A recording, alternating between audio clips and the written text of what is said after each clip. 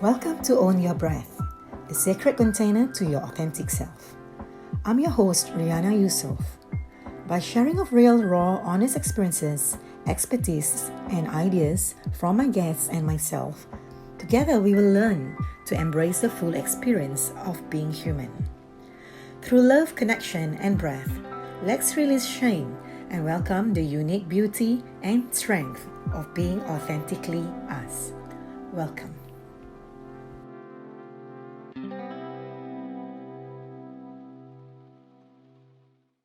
Hello, everyone. Hi, I'm Rihanna Yusof. We are back again for Own Your Breath podcast. With me this time is Mia Sumiati. She's a tarot card reader. How I know Mia? Actually, I don't know her. It's very random. I came across her Instagram profile. I like words. I like to read things. Pictures, I always just scroll up. And then I saw Mia's particular post. So first of all, let me introduce Mia. Welcome to On Your Breath podcast. How are you? I'm good. Thank you for having me, Rihanna. I'm pleasure. so happy to be here. Oh, that's good. It's good to know. So Mia, thank you for joining us. Mia just had the passing of her parents within a short period of time. And it just happened. I don't believe there's anything as coincidence. Everything's supposed to happen, everything's in alignment, is synchronicity, And from when I saw Mia's post, it's part of a grieving process. And she writes, and it makes me feel called to be in touch with her. And especially because recently so many people around me, including people that I know myself, are passing. So there's a lot of grieving going on since last year. I mean, it has always been, but since last year, even during my meditation session, I've always reminded people about grieving. Grieve even for the things that's still around. We have so many reasons to grieve. So I'm going to read Mia's post that really stopped me in my track. So the title is "The Drugs Don't Work," which some of you might know is by the Verve. Today marks the 7th month of my mother's passing and the 7th day of my dad's passing. Losing both parents within 6 months, which is less than a year, has been a huge blow for me.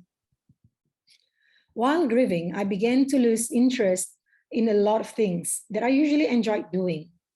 I felt hollow and empty, which is pretty natural while in this state. I refused to get out of bed, and even the comfort food couldn't give me comfort. Watching Netflix seemed boring and meaningless. Pushing everyone away is the easiest and comfortable thing to do. While the world continues to turn, I chose isolation instead. Journaling didn't seem enough. But sometimes all it takes is just random silly jokes to ease my grief. I am proud to inherit my dad's morbid sense of humor. And I'm proud to inherit his high cheekbones so that any highlighter shines brightly underneath that sadness when I smile or laugh. My dad has always been that king of wands, but as my father's daughter, he always seemed to be my king of cups. And I've never took any beating from him, no matter how mischievous I was. He scrapped the idea of grocery shopping when I went missing from his sight, just so I could go to the nearest record store to stare at Iron Maiden's poster in awe and fascination. I was 4. I grew up with tough love from my mother, and it took me 36 years to finally figure out why I was over-explaining myself. She wasn't a bad mother. She was the most wonderful queen of pentacles. And she fed me and my kids with so much food that I chose to pack lunch from home instead of eating out when I was working. My mother endured domestic abuse since she was 6, right up till she met my father. Yeah, she was overprotective of me, and fear-mongering was the only thing that worked for me and my siblings in order to discipline us. But I understood why. She was a broken child. who grew up to be a broken woman, and that was the only world she ever knew in her entire life. But one thing that makes me fond of my parents is their everlasting love they have for each other, despite a huge age difference. When mom was in the hospital, he never failed to stay by the bedside holding her hand from 12 to 8 p.m. He witnessed mom leaving him as she opened her eyes while fighting her breath and turned to him and smiled. I witnessed dad drawing his last breath with a tear rolling down his eye while I held his hand in mine. This picture was taken days after they wed. She put a picture of their parents in front of it. She complained to me how her beehive hairdo was starting to fall apart, and she wasn't exactly photo ready. To me, this photo has its own imperfection that is perfect for me.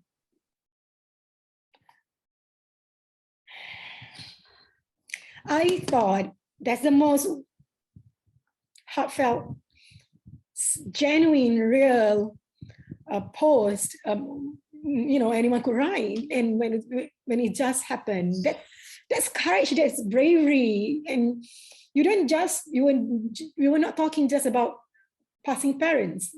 It wasn't a sympathy. Like, I could totally see this coming from someone with tremendous strength. This is my take, and like the fact that you even describe your mother's childhood and how you understand and where you're coming from, there's empathy, and the fact that you could own up that you had this tough love, things like this, and I have to give it to you. Thank you for sharing this. I mean, a lot of us actually go through this, but not many will admit to it, let alone write a post on it. So thank you. So I brought her in because I got in touch with Mia, and I'm just curious because she did mention, I think, several posts that her way of grieving is different. Everyone's grieving is different, and she advocates the importance of feeling emotions and grieving. How was it for you in the beginning, Mia? Wow. In the beginning, it was, my mind just go blank. When I actually received the call from my brother, I have two brothers, okay? So the second one was in the hospital, and half an hour after I reached home, I received the call, and he broke the news. Okay, get ready. I'm about to tell you this news. Mom has just passed. I just stopped dead my tracks. I'm like, okay. And I try my very best to accept it. Yeah, she has passed. She has been battling with the cancer for like 15 years, and I say, yeah, she has passed. It's expected, looking at the condition when I was visiting her, because I think last year there was a lot of restrictions, so my name was not in the list because I wasn't vaccinated yet. And then I only get 30 minutes, and I couldn't go every day because we are so busy, and I was actually in the midst of moving home. And I just hang up. And then after that, I'm like, trying to catch my breath. All of a sudden, I started hyperventilating. I'm like, whoa, okay, what is this? I decided to actually took a step back. I mean, that whole 2 weeks when she was in the hospital, I was actually doing a lot of healing. I was healing my mother-daughter wounds. I mean, we've all had our traumas and all, but looking at her condition, I decided to actually, whatever she has said to me back then, whatever the comments, the remarks, those snarky comments that she threw at me, because it was tough love, it's not valid anymore. It's irrelevant. Yeah. And that was a point I actually realized that, wow, so this is the end, huh? There's a lot of confusion, and it was shocking. So of course, like we didn't sleep the whole night. And when I actually, when the body was brought home, all I saw was, my mom lying motionless. It looks as if she was sleeping very peacefully. I don't know. Was it just a mirror? Was it mirroring me? Because I sensed this kind of peace looking at her, and then like part of me was like, expecting her wake up, open your eyes and say something. I want to tell you that I'm so sorry for being, such a horrible person. And, for the times that we were, arguing and, a little small squabble, that kind of thing. Part of me was hoping for that, but it's impossible. I had to face the reality that no, mom has left. What I'm looking at is the empty shell of a person who has raised me, who has given birth to me, who has raised me, and I'm someone I'm familiar with.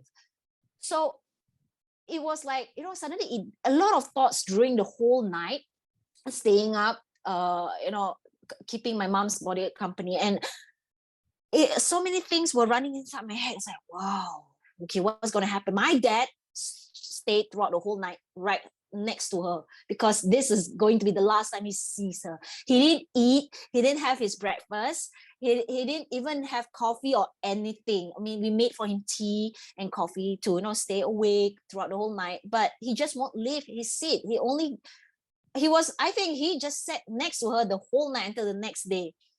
And so many thoughts actually run through my head. I'm like, okay, so what's going to happen next? My dad's going to be alone. And, at that moment, I actually thought, wow, I just lost a parent. My dad was 87 years old. And then what if my dad just leaves after this? That is going to be huge blow for me. It's going to be like, wow, shocking, So, I mean, like, part of me felt guilty as well for having such thoughts. But then, it's natural because you can't help it. I mean, it's I think it's natural. Yeah, I would do the same. Yeah. So I mean, my mom was his pillar of strength, and it was so shocking. It was so sudden that I couldn't even react. I don't know what to say. I don't know what to do, and it's like a lot of confusion. When I look at my brothers, like both of my brothers, they try to stay as calm as possible, but of course within them they are battling with all the feelings and all. And I just kept crying the whole night. I cried and cried and cried. But honestly speaking, Rihanna, if I were to tell you that 2 weeks prior to her passing, right, I did tons and tons of healing and sitting in. I faced my fears and I faced a lot of things where healing the mother wounds, and there was guilt and everything. But I am so happy and I am grateful that I sat with all these feelings and I cried and cried and cried. And it's a way for me to say that I accepted that, what has happened. And then I shall just let you depart peacefully. And I say, rest in power. So when I saw her resting peacefully, it was what me and my brothers, I mean, my father actually want for her. We want her to just be at peace, because when growing up, she was constantly worried. I mean, as a mom, she'll be like, you come home faster, you why are you doing this? It's like I felt suffocated growing up. And as a teen, I felt like all this mollycoddling, because I'm the only girl, I'm the youngest. And of course she was like, no, you can't do this, you can't do that, oh no, strenuous activities for you, stay home and all this. So when I saw her lying there peacefully, like as if she's really going in for a deep slumber, she's already at peace. And shortly after that, like, my dad's health took a sharp decline and he fell sick because the passing of my mom, his pillar of strength is gone. Yeah. So it's quite common, isn't it? We listen to stories where, those close relationships, when one pass away and the other one will pass on soon after. Yeah, please go on. Yeah. So I was like, we were expecting my dad to get better, because when I saw my dad, I mean, like within those 2 weeks that I kept him company, I actually brought him for lunch and dinner. We spent time together and brought him to my house and, have a house tour and watch TV with him just to keep him company, not to leave him alone. Mm-hmm. And in a way that, we grieve together as a family. Yeah. And of course, losing Oh, hang on. I your lost you. loved one, your wife, your spouse. Okay. Yeah. Yeah. So and and, and then it was when he took a fall. I mean, when he actually fall down, Okay. How long after your mother's? and then that's where Okay, I sorry. think Wait. like 2 weeks after my mom's passed. Okay. I think there's something wrong with the audio. Mhm. Okay. Okay. Can you try again? How long did your father pass after your mother passed away? Did your father pass? It was 6 months plus. Okay. Yeah. Okay. Yeah, it's clear. Okay. Wow. So within 6-7 months, you have two passing. Yeah, and less than a year.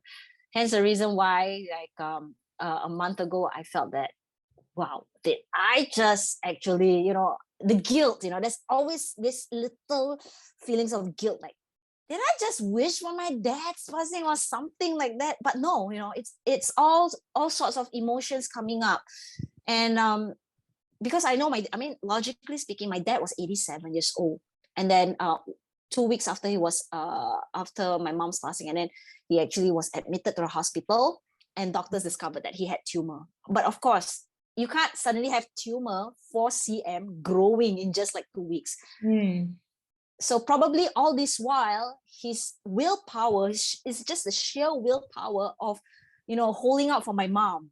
And that's the reason why, like he was able to maintain everything, going to the market, going out for walks, and like, as in there's nothing. So when my mom was gone, everything just shows everything. And that's what, which means that the tumor has been there for years. Yeah, maybe he don't even feel that there's any more need for him to be strong because his source of a pillar of strength is gone. Yeah. So it was then that, like, it was really shocking as well. Like, again, so many thoughts. And I thought that I was going to handle, this situation, a scenario where, okay, my dad passed. I thought that I could handle it better. But turns out that, this time around, grieving for my dad and my mom, it was so much different, because just as I was about to, just as I heal from the passing of my mom, all of a sudden I experienced the passing of my dad. It actually, it took me a long time to grieve. In fact, I grieved like about half a month later, or probably a month after his passing. I'm in shock.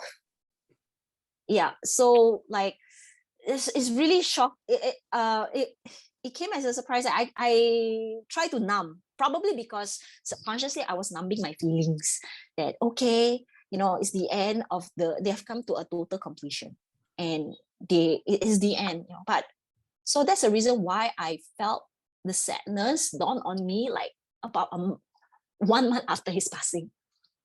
Mm-hmm. And I'm sorry, no, sorry. It's okay.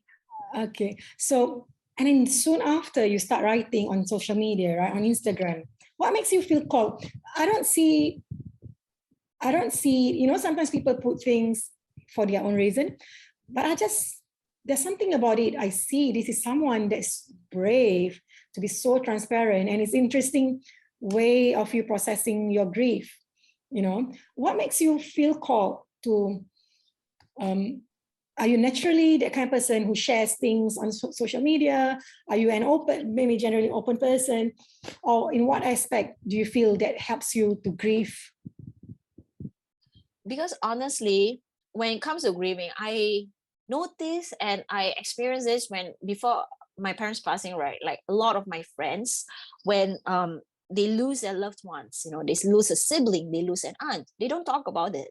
But I want to talk about it. Like, why can't we talk about it? Why can't we have this conversation? I want to know, how are you holding up? Can we grieve as a collective? Like, there are people who are uncomfortable to have this conversation because it's heavy. Any conversation, any topics about bereavement is really heavy, but I just felt that, like, when after my parents passing, I want to talk this out to my brothers, but it seems that it's heavy for them. And yeah, my oldest brother actually admitted that, you know what, I miss mom so much. I miss her so much. Yeah, we all do. But how can we actually, talk about it? And my second brother, he feels a little bit awkward, that, oh, okay, so now you were talking about the past. Because for me, it's a way of honoring honoring our parents and remembering the good times, the good memories that we shared. Because it's somebody who we are so familiar with. So what made me show up to share about my family is that, it could happen to anyone. It could happen to anyone we know. It could happen. I mean, it happened to me. It could happen to anyone else. This is natural. This is normal, So I want to normalize talking about it, because when we talk about it, we heal from it. So my way of healing was to actually, let it all out. Yeah, maybe that's why I like you. So I'm a believer. I like it, we should talk, about uncomfortable subject, normalize it. And I agree about grieving collectively. You'll be surprised that even people that you don't know, I think there's a confusion when you tell people about what's happening in your life. I'm not referring to just about death, there's confusion that people are trying to seek sympathy. On the contrary, I think you can actually feel the energy, On the contrary, I think if you share with people of your challenges or of something you're experiencing, when people empathize, there's actually healing in there. People can actually help you to heal without really doing anything for you, simply just by feeling you. And that's what. Yeah, go. You can cry all you want, honestly, cry all you want. I'm a big crier myself. I actually forgot what I would say when I still cry. But but I think what you and how you wrote was more like art to me. Like, like I read it more like art and there's more curiosity.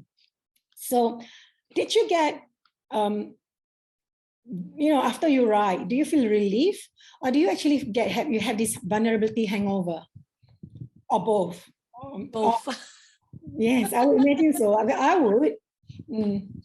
Yeah, because like it felt such a relief, like, okay, this is who I am. I mean, like, this is what has happened. Not everything is all cupcakes and sunshines and rainbows, and it's always like, I always believe that, life is just like one of the cards in a tarot system, where the wheel of fortune, good times don't last, and so do bad times. It's always turning and turning and turning. There's always stages. So there are times where I am happy. For me, even if when I grieve, I still live. Yeah, we don't have to be sad 24/7. We don't have to be like, oh, it's me, No, not necessarily. We can still be happy at the same time and still feeling all the sadness. I mean, we're humans after all. We can experience so much emotions. Yeah. And I also really like the fact that you ask your brother to, you turn to them to ask how they are feeling. I think there's power to that, because like I come from a family where everybody is independent in terms of emotions, and I find it hard sometimes, because I wish sometimes that we could, speak about uncomfortable things together, and that would make me feel not alone.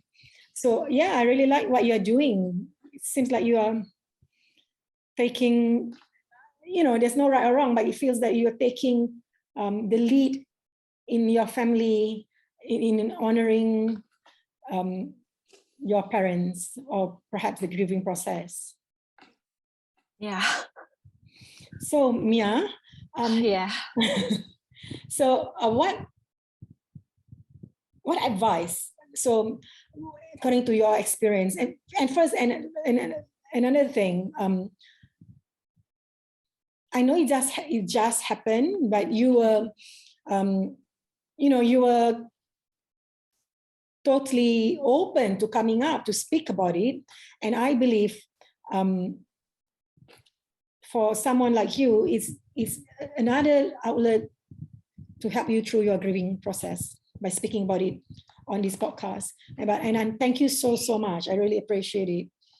So what would you give, what advice would you give to anyone that's going through grieving process? Yeah. Okay. Everyone's grieving process, their journey is very unique, whereas some people, they like to actually, like being with on their own, find hobby, find something. What is it that you miss doing? What is it that you have not been doing for the longest time? Go back to it. Go back.